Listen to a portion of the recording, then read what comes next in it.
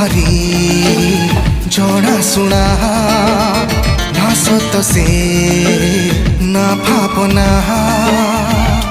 आखि आखिरे प्रेम होए बोली गप बहिरे